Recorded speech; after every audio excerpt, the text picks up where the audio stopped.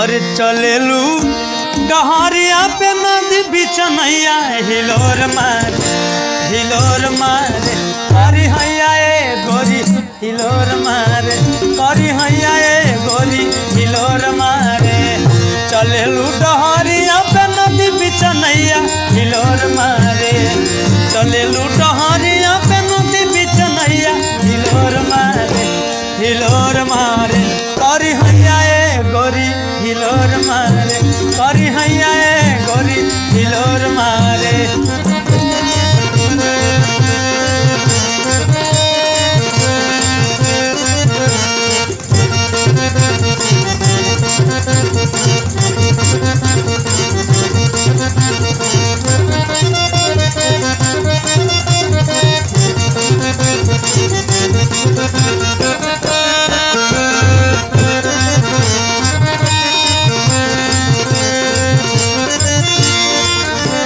बनौले बाणन पोरे पोरे रच के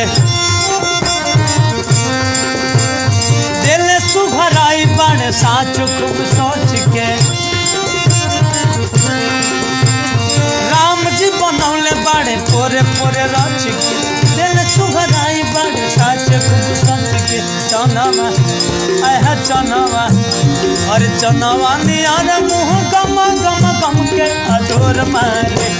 अजोर मारे करी हैया ए गोरी हिलोर मारे करी हैया ए गोरी हिलोर मारे करी हैया ए गोरी हिलोर मारे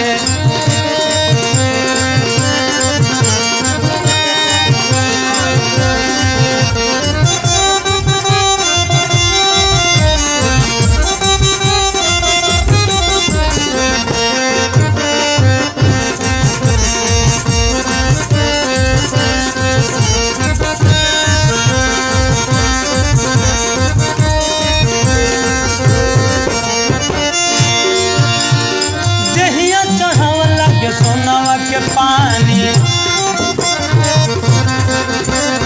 दहिया चढ़ावा लागे सोनवा के पानी अरे हेरा मत भइल बाड़े चढ़ल जवानी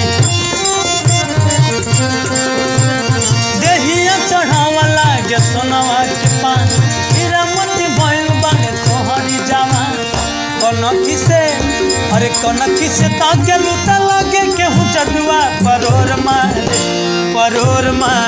करी हैया ए